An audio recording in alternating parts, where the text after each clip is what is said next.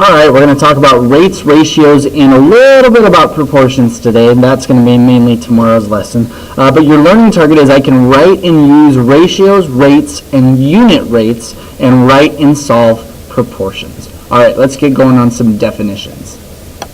Alright, the first thing we're going to define is a ratio. Okay, and a ratio is a comparison of two quantities by division. Okay, and they can be written in two different ways. They can be written like A with a colon B, where A and B are just both numbers, or they can be written like a fraction, like A divided by B. Okay, and so like a ratio would be like 3 people to every, or 3 teachers to every 2 kids, or something, something like that. Okay, now a statement where 2 ratios are equal, that is called a proportion.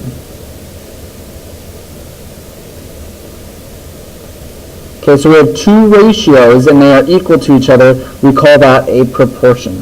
And then the last little statement, or the last little definition, is defining a rate. And a rate is a ratio of 2 quantities with different units. And the unit rate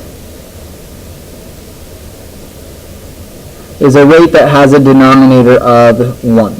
Okay, so what this is looking like here is, so let's say we're driving down the road and we've gone 34 miles and we've used 2 gallons of gas. Okay, the rate then would be 34 miles every 2 gallons. Whereas the unit rate, that would have to have a denominator of 1, so we would say we've driven 17 miles every 1 gallon. Okay, alright, let's go to some examples. Example 1 says the ratio of the number of bones in the human skull to the number of bones in the ears is 11 to 3. So, if there are 22 bones in the skull, how many bones are in the ears? So we need to first write down what our ratio is talking about. And we know that we have bones in in skull over the bones in ears. That is our ratio that we're talking about, and we were given at the very beginning that this ratio was 11 to 3, or 11:3, like it was written up there. Okay, so now what we need to do is we need to set up a proportion in order to solve this. Okay, if we are given that the ratio is 11 to 3.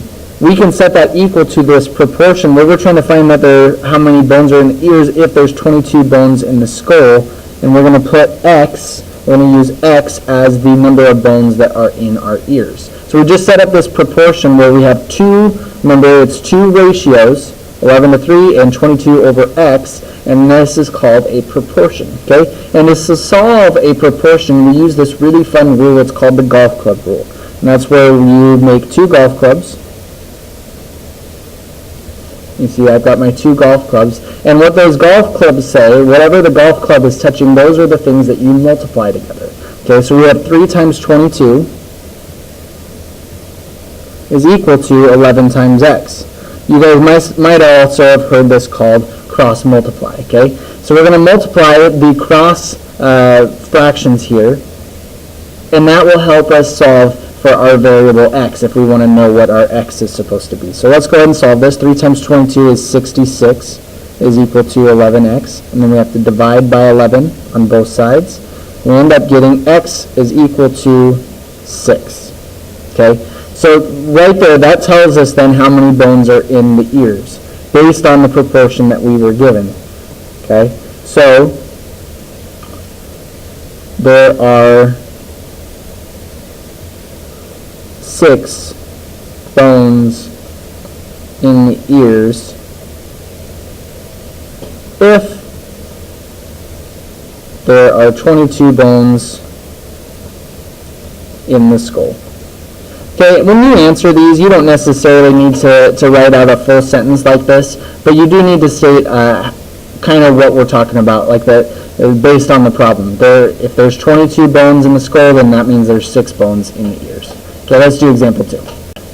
Alright, Ralph Lauer or something like that. I'm not sure how to even say his name, but he's from Germany and he flipped a pancake 416 times in 120 seconds. Why? To set a world record. Why? I have no idea. So it says to find the unit rate find the unit rate in flips per second and round to the nearest hundredth. Okay, so the first thing we need to do is we need to write as a rate. Okay, so we know that there was 416 flips in 120 seconds. That is our rate now. And then the second thing we need to do is set up a proportion.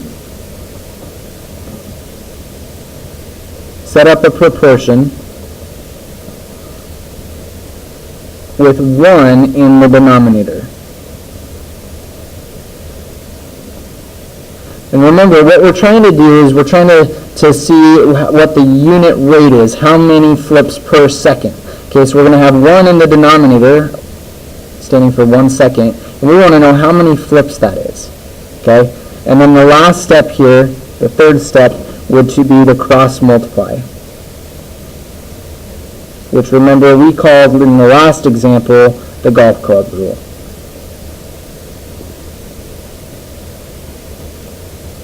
Alright, so we're going to go ahead and connect the